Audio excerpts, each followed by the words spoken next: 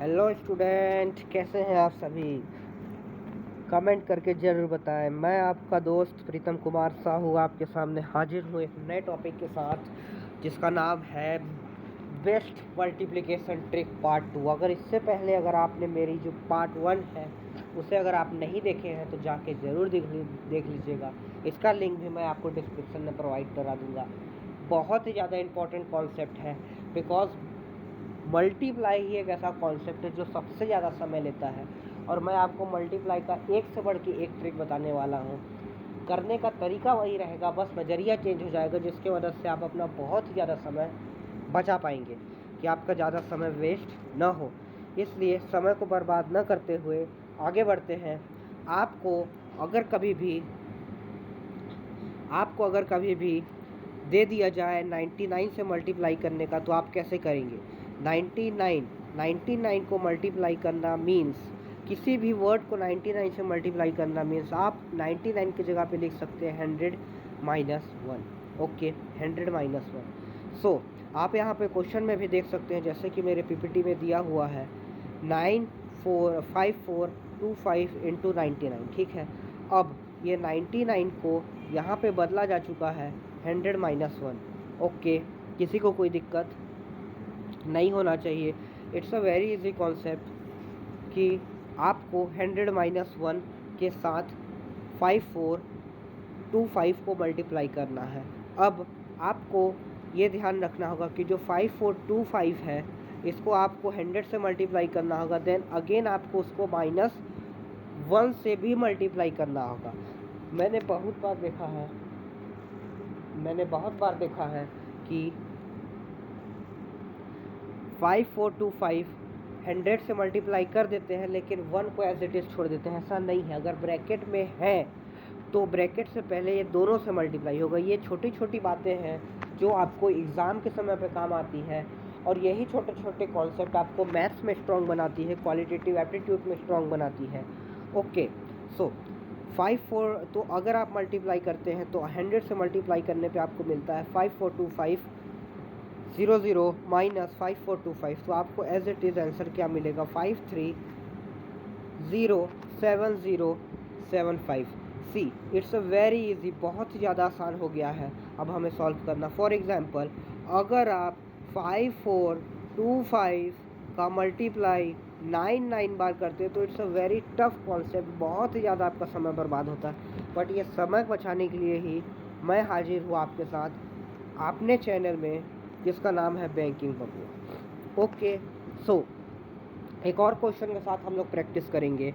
तो अगला क्वेश्चन है 6289 इंटू 99। जैसा कि मैंने कहा है, आप 99 को 100 - 1 लिखेंगे और फिर आप इसका मल्टीप्लाई करेंगे। तो अब 6289 इंटू ब्रैकेट ओपन 100 - 1।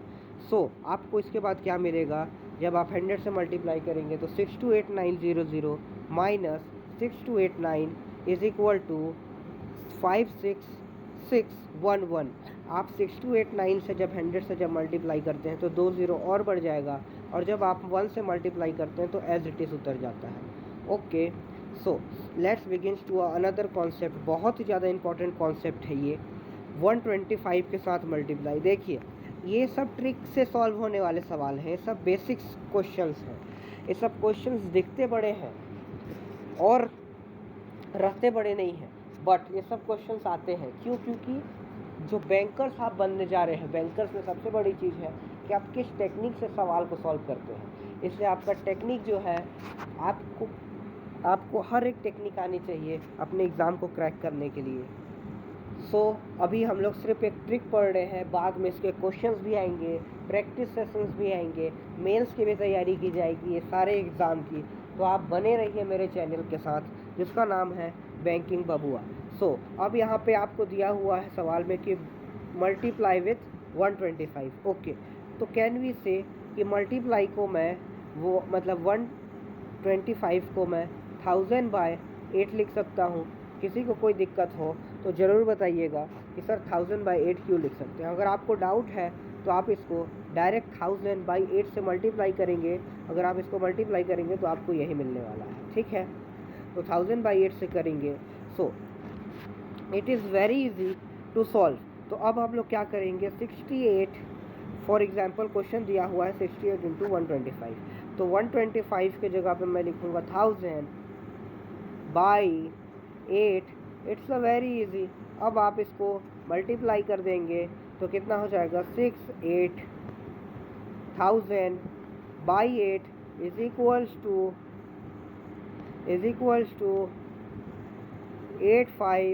8500।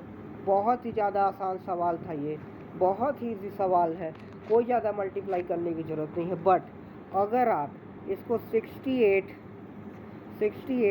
इंटू 125 के साथ मल्टीप्लाई करते, ये बहुत ही ज़्यादा समय लेता और आपका बहुत ज़्यादा समय बर्बाद होता और सारे समय निकल चुके होते, तो आप अटेम्प्ट नहीं कर पाते। सो 64 के साथ अब हमें मल्टीप्लाई करना है, तो 64 के साथ मल्टीप्लाई करने में अब हमें क्या करना होगा, 64 इंटू 125 के साथ है, means 1000 by 8। Very very easy concept. अब आप 8 से 64 को काट देंगे, आपको 8 मिल जाएगा और यहाँ पे आपको 3 ज़ीरो और मिल जाएंगे। सो it is 8000, it is 8000। Okay, it is 8000। अगर इसी को आप करने जाते 125 इंटू 64 तो आपको बहुत ज़्यादा समय लगता, बट आंसर तो आपको 8000 ही मिलता, जो हमने फटाक से बिना हाथ लगाए बिना कुछ किए तुरंत निकाल लिए। ठीक है, so let's move to another concept. अगर आपको कोई भी चीज़ समझ में ना आ रहा हो तो आप मुझे कमेंट बॉक्स में पूछ सकते हैं। ओके देन, 51 इंटू 31, 51 इंटू 31, ये कॉन्सेप्ट तब वैलिड होगा जब आपके लास्ट के दोनों अक्षर में 1 हो। सो अब हम इसको कैसे सॉल्व करेंगे, देखिएगा, स्टेप बाय स्टेप फॉलो करेंगे। स्टेप 1 आपका कहता है लेफ्ट मोस्ट डिजिट, तो इसमें क्या दिया हुआ है, 51 इंटू 31। आपका ये जो है ये वंस होता है और ये वंस मीन्स राइट साइड में होगा, और ये जो 3 है ये आपका टेंस है जो कि लेफ़्ट साइड में होता है। ठीक है, तो अगर इसका लेफ़्ट ये है तो इसका लेफ़्ट ये होगा, तो हम लोग दोनों के लेफ़्ट को मल्टीप्लाई करेंगे। सो 5 इंटू 3 इज इक्वल टू 15। यहाँ पे हमको आंसर मिलना ही मिलना है, इसका कोई दिक्कत नहीं है। ये रहा हमारा स्टेप 1। अब मैं नेक्स्ट कॉन्सेप्ट पे आता हूँ और वो होगा आपका स्टेप 2। स्टेप 2 में क्या लिखा हुआ है, स्टेप 2 में आपको घबराने की बिल्कुल भी ज़रूरत नहीं है। ये पीडीएफ आप सभी को मिल जाएगा डिस्क्रिप्शन बॉक्स पे। ये पीडीएफ से आप बहुत अच्छे से याद कर सकते हैं, समझ सकते हैं, प्रैक्टिस कर सकते हैं। अगर कोई कॉन्सेप्ट भूल जाए तो आप उस कॉन्सेप्ट को भी अच्छे से रिवीजन कर सकते हैं। सेकेंड स्टेप में कहा गया है कि आपके जितने भी लेफ्ट मोस्ट डिजिट है आप उन दोनों को सम कर देंगे तो आपको एक वर्ड मिल जाएगा जो होगा 8। ओके, तो फर्स्ट स्टेप से मुझे क्या मिला था, फर्स्ट स्टेप से मुझे मिला था 15 और सेकेंड स्टेप से मुझे मिला था 8। ओके स्टूडेंट्स, सो अगर मुझे 8 मिला है तो हम लोग इसको इसी फॉर्म में लिखेंगे। कैसे लिखेंगे, अब स्टेप थर्ड में जो फर्स्ट स्टेप में मिला मल्टीप्लाई करने में लेफ्ट मोस्ट डिजिट पे, उसको हम लोग डायरेक्ट लिखेंगे और उसके बाद जो हमको सम करने से मिलेगा उसको हम लोग इसके बगल में लिखेंगे। ये होगा आपका थर्ड स्टेप। ये थर्ड स्टेप तक पहुँचते पहुँचते आपको 75% ऑफ आंसर मिल चुका है। लास्ट स्टेप है जो कि बहुत ही ज़्यादा आसान है, जो आपका राइट मोस्ट डिजिट होगा, जो पहले 51 का राइट मोस्ट डिजिट 1 है इंटू 31 का राइट मोस्ट डिजिट 1 है, तो 1 इंटू 1 इज इक्वल टू 1, वही लास्ट में लिखा जाएगा। तो आपका जो फाइनल आंसर आपको मिलेगा वो होगा 1581। ठीक है, 1581 is your answer. Very very easy concept, बहुत ही ज़्यादा आसान कॉन्सेप्ट है, आपको घबराने की बिल्कुल भी ज़रूरत नहीं है। इसका पीडीएफ आपको तुरंत क्लास ख़त्म होने के बाद डिस्क्रिप्शन बॉक्स में मिल जाएगा। इसे आप अच्छे से पढ़िए और अच्छे से समझिए। तो यहाँ पे सवाल ये है कि 51 इंटू 51 और इंटू 61 आपको करना है, तो वही कॉन्सेप्ट को हम लोग फॉलो करेंगे। स्टेप 1 हम लोग का क्या होगा, स्टेप 1 क्या होगा बताइए। आप सभी स्टूडेंट लोग से मैं गुजारिश करता हूँ, पूछता हूँ, आग्रह करता है ये प्रीतम कुमार साहू कि स्टेप 1 क्या होगा। स्टेप 1 में हम लोग लेफ्ट मोस्ट 2 डिजिट को मल्टीप्लाई करेंगे। तो 2 डिजिट को जब हम लोग मल्टीप्लाई करेंगे तो 51 है और 61 है, तो एक तरफ मिलेगा 5 और एक तरफ मिलेगा 6, तो टोटल कितना हो जाएगा 30। Step 1 is equal to 30। अब स्टेप 2 में हम लोग जाएंगे तो स्टेप 2 कहता है कि आप दोनों लेफ्ट डिजिट दोनों क्वेश्चन के लेफ्ट डिजिट के आप सम कर देंगे। तो अगर मैं स्टेप 2 में जाऊंगा तो दोनों डिजिट को अगर मैं सम करूंगा तो मेरे को मिलेगा 6 + 5 इज इक्वल टू 11। ठीक है। अब इसके बाद जो आपका स्टेप 3 होगा, स्टेप 3 में आपको 3 डिजिट में लिखना है। ओके, सो फॉर एग्जाम्पल आपको कितना मिल रहा है 30। स्टेप 1 से आपको मिला 30 और स्टेप 2 से आपको मिला 11 6 5 11। ओके, यहाँ पे मैं मिटा के आपको फिर से समझाने की कोशिश करता हूँ। आपको स्टेप 1 से जो मिला है, स्टेप 1 से आपको 30 मिला है और स्टेप 2 से आपको 11 मिला है। अब आप स्टेप 3 में इसको सजाएंगे तो आपको 3 डिजिट में रखना है, इन सब 3 डिजिट में रखना, और फिर 4 डिजिट का आंसर होगा जिसमें से 3 डिजिट में आपको इसको रखना है।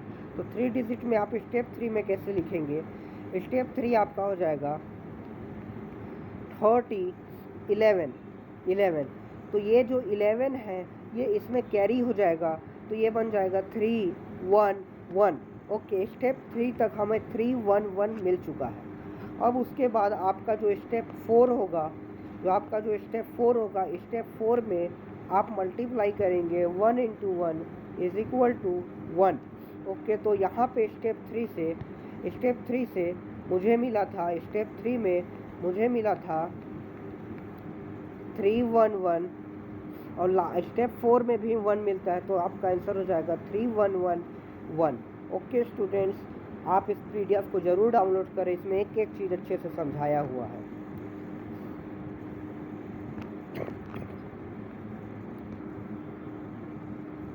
ओके स्टूडेंट, आगे बढ़ते हैं। अब अगर आपके पास वर्ड्स मिल रहा है 11 और 18 के बीच, तो आप क्या करेंगे। देखिए, आपके पास सबसे पहला स्टेप दिया हुआ है 18 और 4 को सम करेंगे। मीन्स आप larger number two the right most digit of the another number, ठीक है।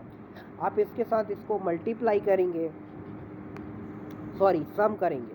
Add the larger number two the right most digit of the other number. Okay, तो लार्जर नंबर इसमें से कौन है, इसमें से लार्जर नंबर है आपका 18, और जो दूसरा नंबर होगा उसका राइट वाला नंबर को आप सम करेंगे तो आपको कितना मिलेगा 22। ओके स्टूडेंट्स, स्टेप 2 में अगर मैं जाऊं तो put 0 at the end from step 1। अब आप क्या करेंगे, स्टेप 1 के लास्ट में आपको जो भी मिल रहा है उसके लास्ट में आप 0 लगा देंगे। ठीक है, ये हो गया आपका स्टेप 2 तक। स्टेप 2 तक हमको क्या मिला है 220, और ये तभी वैलिड होगा जब ये 11 और 18 के बीच दोनों नंबर होंगे तब। वैसे इतना इम्पोर्टेंट नहीं है, बट आप सीख लीजिए अगर आपको ये ट्रिक याद रह जाता है तो, नहीं तो मेरा जनरल ट्रिक है पार्ट 1 में, आप उसको ज़रूर देखिएगा। ओके, सो नेक्स्ट स्टेप आपके लिए जाएगा multiply the right most digit from both original number. आपके दोनों में से, फॉर एग्जांपल आपके पास है 4 है और 8 है, दो आपके पास नंबर है जो आपके राइट मोस्ट डिजिट में है, तो दोनों में से आपको मल्टीप्लाई कर देना है। तो मल्टीप्लाई करने से क्या मिलेगा 32। ओके स्टूडेंट्स, तो आपको अब जो लास्ट स्टेप होगा उसमें आपको स्टेप 2 से जो मिलता है, स्टेप 3 से जो मिलता है, दोनों को आपको सम कर देना है। सो आपको स्टेप 2 में मिला था 220 + 32 is equal to 25। Okay students, आपको अच्छे से आई होप समझ में आ गया होगा।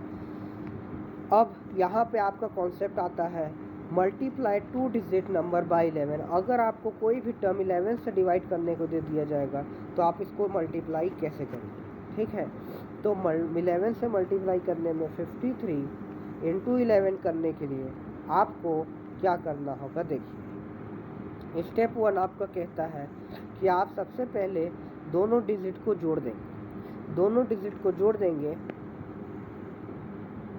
और जोड़ने के बाद साइड में दोनों को लिख देंगे। फॉर एग्जांपल मैं इसको अच्छे से एक्सप्लेन करता हूँ। 53 5 + 3 = 8 और here 3 = 3 and here 5 = 5। It's a very easiest question, बहुत ही ज़्यादा ईजीएस्ट सवाल है ये। इसमें आपको कुछ भी नहीं करना था, बहुत ही ज़्यादा आसान सवाल था।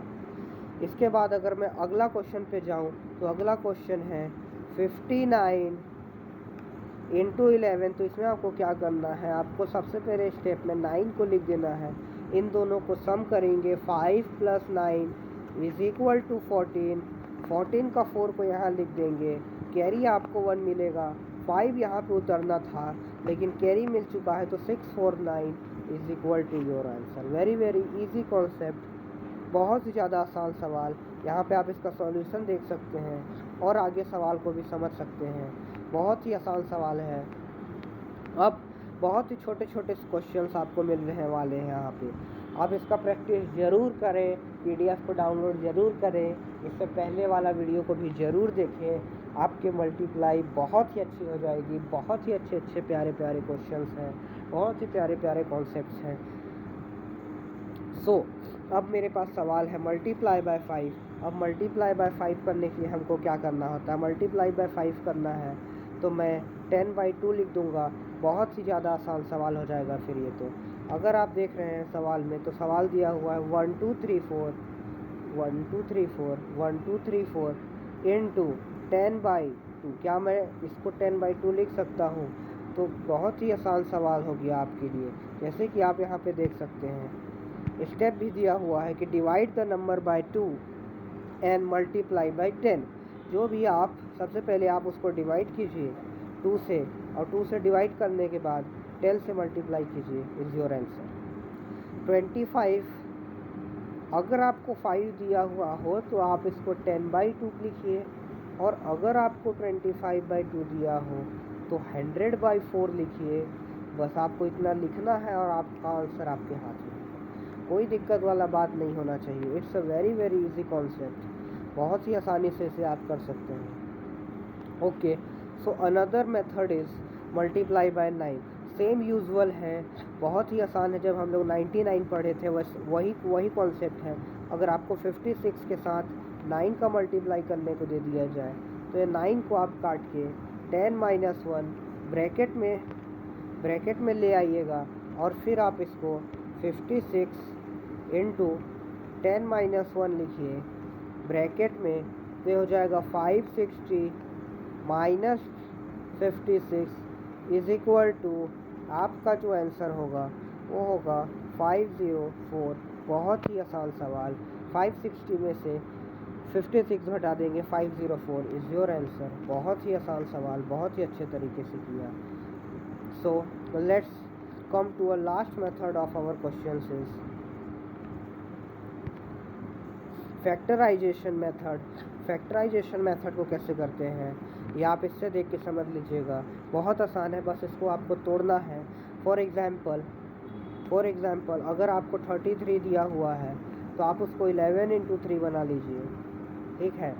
और अगर आपके पास 81 दिया हुआ है तो आप उसे 9 × 9 बना सकते हैं। और अगर आपको 125 दिया हुआ है तो आप उसे 1000/8 कर सकते हैं। बहुत ही ज़्यादा आसान है, बहुत ही इजी है। सो आप सभी से मैं निवेदन करता हूँ कि आप अच्छे से पढ़ाई करें, एग्ज़ाम की तैयारी करें।